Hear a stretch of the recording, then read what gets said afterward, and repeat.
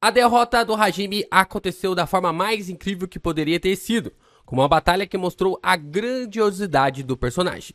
Hajime foi um oponente que levou o corpo debilitado do Sukuna a reverter o processo de transformação e ter que liberá-lo. Isso já lhe faz ser considerado no mínimo top 3 da obra de Jujutsu, o que daria uma puta luta entre o personagem e Satoru Gojo. Mas a derrota dele ocorreu e marca para nós uma introdução fantástica do tamanho do poder de Ryomen Sukuna.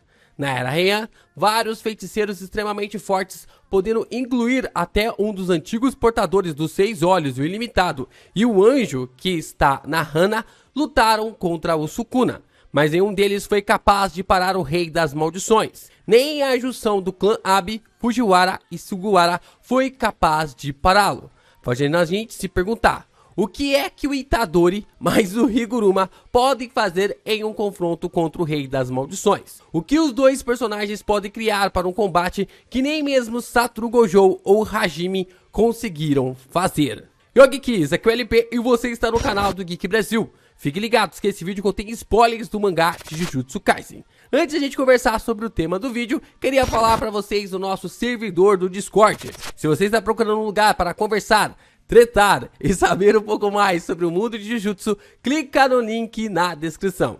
Tem muitas salas de outros mangás lá também para vocês conversarem. Então, eu te vejo por lá. Agora sim, vamos falar sobre como Itadori e Higuruma podem lutar contra o Sukuna.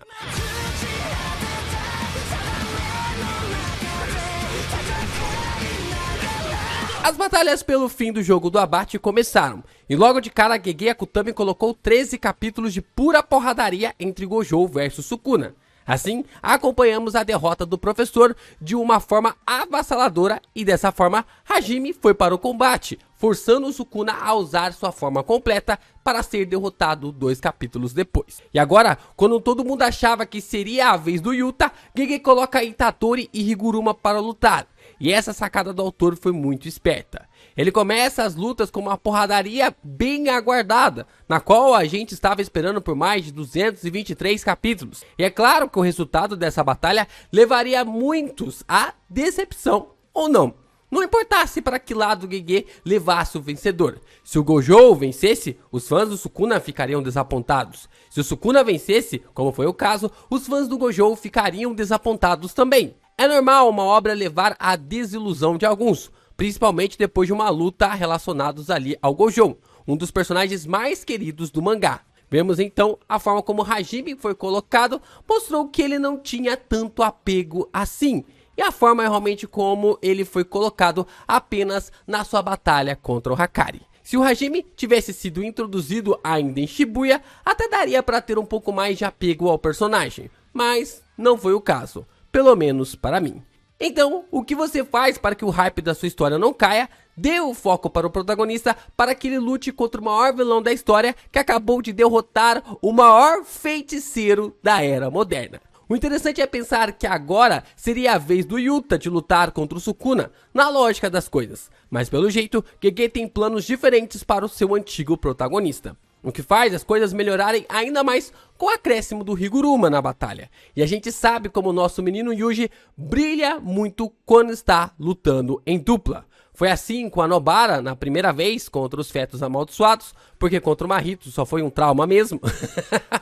Foi assim com o Todou 2 vezes contra o Mahito e contra a Hanami. Foi também contra o Sukuna ao lado da Maki. O Itadori sempre se destaca de uma forma fantástica ao lado de alguém. E com Higuruma, prevejo que não será diferente.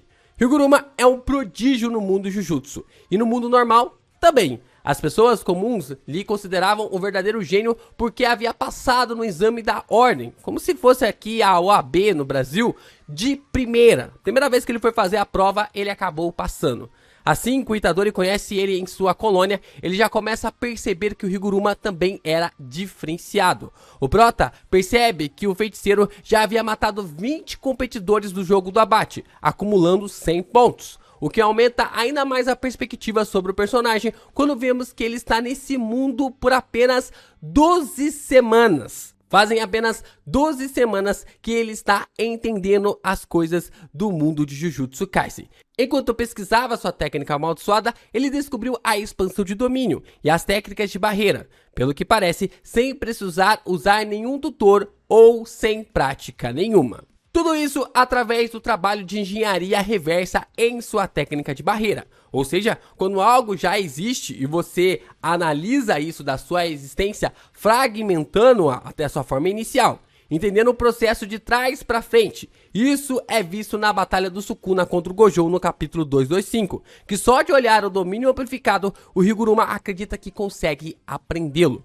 No fluxograma que existe no guia oficial de Jujutsu Kaisen, as técnicas de barreira são as últimas coisas, quase, que um feiticeiro consegue aprender. Mas o Higuruma fez o processo de trás para frente. Nesse processo, em apenas 12 dias depois de despertar ali a sua técnica, ele já é considerado um feiticeiro de grau 1, mesmo nível de Nanami e Todou. É claro que níveis são diferentes de experiências, mas o feito continua absurdo da mesma forma. Higuruma tem a capacidade de aumentar o tamanho do seu martelo para descer a porrada em seus oponentes quando bem quiser, criando realmente uma força implacável em seus golpes. Mas o que chama a atenção mesmo em suas habilidades é sua expansão de domínio, que quem entra nela não pode nem sequer atacá-lo, como visto no capítulo 164, quando o Itadori tenta lhe acertar. Porém, o que é mais intrigante é o fato de, se o juiz da expansão encontrar qualquer crime contra o oponente, ele pode ser considerado culpado e sua técnica será apagada por alguns minutos. Isso se for dado a sentença apenas de confiscar. Se o oponente não tiver uma técnica, sua energia amaldiçoada pode ser confiscada, como foi no caso do Yuji. Mas, se a sentença for de pena de morte, o martelo do Higuruma se transforma em uma arma chamada de Espada do Executor, o que dá ao feiticeiro a capacidade de matar qualquer um que ele cortar, sem nenhuma exceção, como dito no capítulo 166. Já deu para perceber que o Higuruma tem um poder bem específico e extremamente apelão. Ele simplesmente não matou o Itadori porque não quis. Mas tudo isso que foi falado pode ser varrido pelo Sukuna apenas pela sua expansão de domínio, certo? Mais ou menos. Se a gente voltar na batalha do Gojo contra o Sukuna no capítulo 225, a gente percebe que ambos estavam empatados na disputa pelo domínio pelo lado de dentro. O narrador diz que suas barreiras estavam niveladas e que ambos os acertos garantidos estavam se anulando. Isso quer dizer que, se houvesse algum dano relevante, um dos domínios colapsaria e o opositor poderia atacar imediatamente. Mas apenas dentro da barreira, porque como a expansão do Sukuna não tem uma, ele pode simplesmente quebrar a barreira do seu opositor, e como nós sabemos, a expansão do Higuruma possui uma também.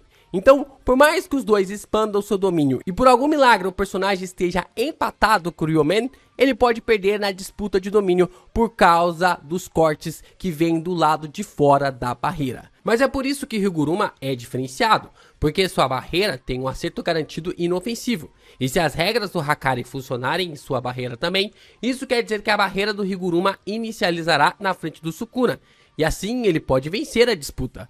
No capítulo 187, o narrador explica que o domínio do Hakari se ativa de uma forma muito mais rápida que a dos domínios padrões, e tem resistência em ser sobrepujada também, porque possui um acerto garantido inofensivo. Mas nós só temos essa informação para o Hakari, porém nós temos a ideia de que o poder do Higuruma também possui um acerto garantido inofensivo. Ou seja, talvez a regra que funcione para o Hakari funcione para o feiticeiro advogado também. Lembrando que quando o Kusakabe está explicando sobre as barreiras no capítulo 228, o professor cita o Hakari e o Higuruma como um exemplo igualitário. Não que isso garanta que os mesmos efeitos do Hakari caia na expansão do Higuruma, mas aponta para nós que o tipo de expansão de ambos pode ser o mesmo. Uma questão que nem mesmo eles entendiam muito bem o que estavam fazendo, mas pelo processo reverso decidiram roubar, entre aspas, para conseguir ter acesso a um poder específico. O Hakari ganha algo da expansão, o Higuruma subtrai algo dos seus oponentes. Mesma métrica para resultados diferentes. E para reforçar esse ponto de como a velocidade de ativação é algo tão importante quanto seu refinamento em poder, é só vermos o capítulo 229 de Jujutsu Kaisen. O Gojo passou o capítulo inteiro dando porrada no Sukuna, usando o azul. tanta porrada que o Rei das Maldições não conseguiu curar o seu corpo e sua técnica ao mesmo tempo, o que lhe deu um delay na expansão de domínio de 0,01 segundos em sua disputa contra Satoru Gojo. Por causa desse delay, a expansão de domínio do Sukuna foi sobrepujada pela expansão do Gojo, ou seja, o tempo de ativação fez toda a diferença. Seguindo essa lógica, o Higuruma talvez consiga expandir mais rápido que o Sukuna e sobrepujar sua expansão, já que também sua barreira pode possuir uma resistência em ser sobrepujada. E anulando a técnica de corte do Sukuna, você garante que a luta entre Itadori e Higuruma contra o rei possa ocorrer. Assim, fica evidente, e sem ser de uma forma forçada, que ambos podem lutar contra Ryomen sem tirar o poder do nada, já que as habilidades do Higuruma foram apresentadas no capítulo 163, quase 80 capítulos atrás. O que mostra que Gege Akutami está pensando na forma como vai sair dessa dor de cabeça que ele mesmo se enfiou, desde o primeiro capítulo do jogo do Abate. Mas nós estamos falando do Sukuna, né, meus amigos? O cara que derrotou boa parte dos melhores feiticeiros da Era Heian, juntamente ali com o fato de ter derrotado boa parte do clã Fujiwara, e botou o clã Abi e o clã Sugawara para correr da luta deles. Ryomen tem muitas experiências, da mesma forma como o Tengen também possuía. Como falado pelo próprio personagem no capítulo 164, no flashback do Itadori, Tengen diz que um domínio era uma técnica muito mais convencional no passado, se comparando aos dias de hoje. E que o motivo para isso é que muitos domínios dos dias atuais se focam apenas no acerto garantido para matar seus oponentes, mas no passado eles omitiam esse fator da garantia de morte. Basicamente, um domínio do passado garantia um poder avassalador pelo seu usuário, que quando a barreira sumisse, era quase impossível reverter esse processo. O que os feiticeiros fizeram foi cortar esse caminho e encurtar o processo.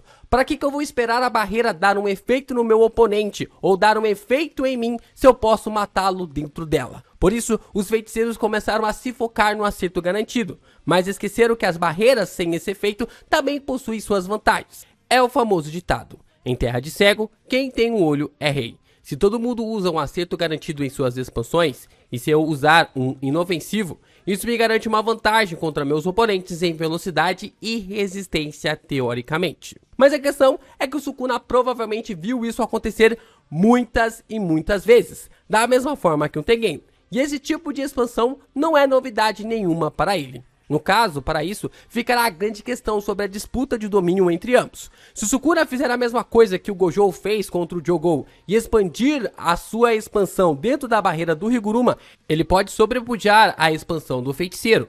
Claro, se ele conseguir quebrar a resistência dada a ela por ter um acerto garantido inofensivo. A gente sabe que quando se tem uma expansão de domínio onde o acerto garantido é ofensivo, as duas se anulam. Mas o que aconteceria se as duas expansões, uma for ofensiva e a outra for inofensiva? Mesmo que o Sukuna não possa acertar ninguém do lado de dentro pelo efeito da expansão do Higuruma, ele ainda conseguiria quebrar pelo lado de fora. Só que também fica a questão se a expansão do Sukuna vai ruir ou não, devido às constantes informações da expansão do Higuruma. Seria uma forma realmente muito rápida de ser aplicado no combate. E se até mesmo se o Sukuna, estando dentro da barreira, pode expandir uma expansão com acerto garantido ofensivo, já que ataques dentro da expansão do Higuruma não podem ocorrer. Tem muitas questões interessantes nessa disputa de domínio do Higuruma com o Sukuna. Disso daí pode sair coisas excelentes. Pode vir ainda mais detalhes sobre os domínios, explicações e conceitos que somente o Sukuna pode ter presenciado na Era Heian, já que o Tengen já está no controle do Kenjaku. Existem muitos efeitos do Higuruma que serão testados e colocados ao pé da letra para vermos se todos os seus esforços valeram a pena e como esse paradoxo vai funcionar durante o combate. O ponto do Higuruma conseguir ganhar da expansão de domínio do Sukuna e ter em mãos a espada executora já mostra o quão apelão o personagem pode ser. Se Higuruma conseguir levar o Sukuna ao julgamento e lhe der a pena de morte, sua espada será ativada. Então, com apenas um golpe, o Rei das Maldições pode ser derrotado. É louco pensar que tudo isso pode ser abordado daqui pra frente. teremos boas disputas entre Sukuna e Higuruma, que deve se estender em mais alguns 10 capítulos do mangá, voltando ao conceito de inteligência no combate como foi abordado na luta contra o Gojo. O rei será colocado contra a parede mais vezes ainda. Mas, mesmo assim, mesmo se o Sukuna conseguir quebrar a expansão do Higuruma, ainda tem um ponto do Itadori talvez ser imune de ser cortado ao meio pelo Rei das Maldições. Como falado pelo Gojo no capítulo 235, ele se questiona sobre o poder da explosão do roxo ter feito mais estragos no Sukuna do que nele. E depois o professor chega à conclusão de que talvez isso ocorreu por causa do poder ter sido feito através da sua energia. Isso não evitou que o Gojo fosse machucado pelo seu próprio poder, mas o estrago nos dois corpos foi bem diferente. O Itadori está encharcado com a energia dos 15 dedos do Sukuna, não evitará que ele seja retalhado, mas impedirá que ele seja cortado. Como já disse, as novas habilidades que o Itadori conseguiu junto do poder do Higuruma tende a manter o hype de Jujutsu no mesmo patamar que Sukuna versus o Gojo, ou até mesmo mais hypado ainda. Vai ser uma luta bem disputada, no limite entre a vida e a morte para os dois personagens que estão lutando contra o Rei das Maldições em quase todos os capítulos a partir de agora. Eu não gostaria de ver o Higuruma sendo morto no processo, mas ele mesmo já disse que vai se entregar para ser preso no final do jogo do abate. Então, não tenho esperanças na sua sobrevivência. É uma luta bem desenhada e complexa, mas ao mesmo tempo é um confronto de força. Será a inteligência do Sukuna versus a inteligência do Higuruma. A força bruta do Itadori versus a força bruta do Rei das Maldições.